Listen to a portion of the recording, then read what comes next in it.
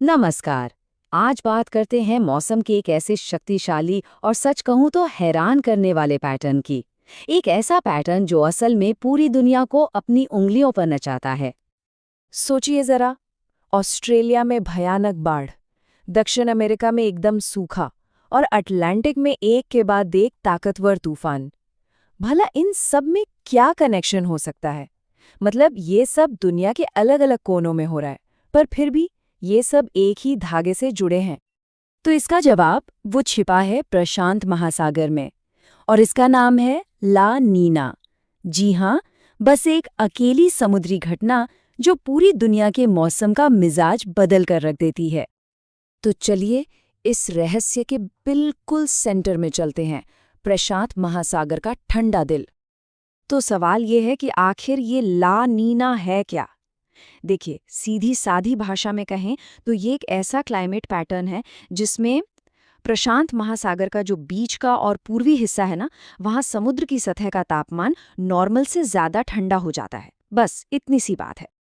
अच्छा, तो ये काम कैसे करता है?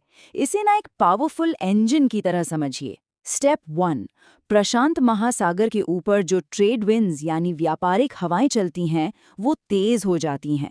फिर स्टेप 2, ये तेज हवाएं समुद्र की सतह के गर्म पानी को पश्चिम की तरफ धकेल देती हैं। और आखिर में स्टेप 3, पूर्व में नीचे से ठंडा गहरा पानी ऊपर सतह पर आ जाता है और बस हो गया समुद्र ठंडा। इसे समझने का एक और भी आसान तरीका है। इसका जो ज्यादा फेमस भाई है, एल नीनो, उससे इसकी तुलना करते हैं। देखिए, ला नीना का मतलब है प्रशांत का औसत से ज्यादा ठंडा होना, और एल नीनो का मतलब ठीक इसका उल्टा, औसत से ज्यादा गर्म होना। मतलब एक ही सिक्के के दो पहलू। तो अब ये तो समझ आ गया कि प्रशांत महासागर में क्या होता है, पर अब देखते हैं कि ये चीज पूरी दुनिया में एक चेन रिएक्शन कैसे शुरू कर देती है। हाँ, तो प्रशांत महासागर में ये जो बदलाव होता है ना, वो सिर्फ वहीं तक नहीं रुकता। एक कहावत है कि सामान्य पैटर्न में ये रुकावट दुनिया भर में मौसम में बदलाव की एक पूरी चेन शुरू कर देती है। बिल्कुल एक डोमिनो इफेक्ट की तरह, एक गिरा तो सब गिरे।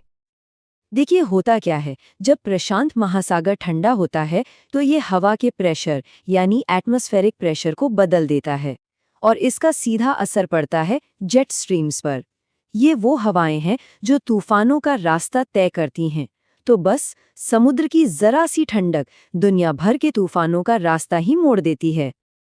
तो चलिए अब देखते हैं कि इन सारे बदलावों का असल में दुनिया भर पर क्या असर पड़ता है। और लानीना के असर कमाल के हैं।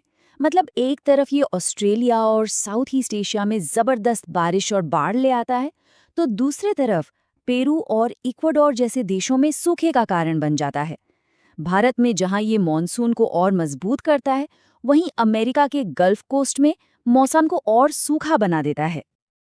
लेकिन रुकिए, बात सिर्फ बारिश की नहीं है, इसके असर और भी हैं। जैसे अटलांटिक महासागर में तूफान ज्यादा ताकतवर हो जाते हैं और ज्यादा आते हैं। नॉर्थ अमेरिका के पैसिफिक नॉर्थ वेस्ट और उत्तरी भारत में सर्दियां कड़ाके की पड़ती हैं। और हाँ, एक और इंटरेस्टिंग बात, कुल मिलाकर देखें तो ये पूरी दुनिया के एवरेज टेम्परेचर को थोड़ा सा ठंडा कर देता है। तो सवाल ये उठता है कि आखिर ये पैटर्न इतना मैटर क्यों करता है? देखिए, सबसे ज़रूरी बात यह है कि ला नीना कोई वन टाइम इवेंट नहीं है। ये एक नेचुरल साइकिल का हिस्सा है। मतलब ये बार बार लौट कर आता है। ये हर 2 से 7 साल में एक बार होता है। और ये सिर्फ एक नंबर नहीं है, ये हमारे क्लाइमेट सिस्टम की एक रिदम है, एक लय है। और इसी वजह से हम इसके असर का अंदाज़ा लगा सकते हैं, क्योंकि हमें पता है कि ये वापस आएगा। तो इस पैटर्न को समझना एक तरह से भविष्य में झांकने जैसा है। इससे हमें अंदाज़ा लगाने में मदद मिलती है कि अच्छा तूफान कहाँ आ सकते हैं, किसानों को कब सूखे के लिए तैयार रहना चाहिए और शहरों को बाढ़ से निपटने की तैयारी कैसे करनी है। ये सब कुछ प्लान करने के लिए एक बहुत ज़रूरी टूल है। और ये सब हमें एक बहुत बड़े सवाल पर लाकर खड़ा कर देता है अब जब हमारी धरती का क्लाइमेट इतनी तेजी से बदल रहा है, तो मौसम को ठंडा करने वाला ये पावरफुल पैटर्न ये कैसे बदलेगा? इसका भविष्य क्या होगा? ये एक ऐसा सवाल है जिसका जवाब आज भी दुनिया भर के वैज्ञानिक ढूंढ रहे हैं।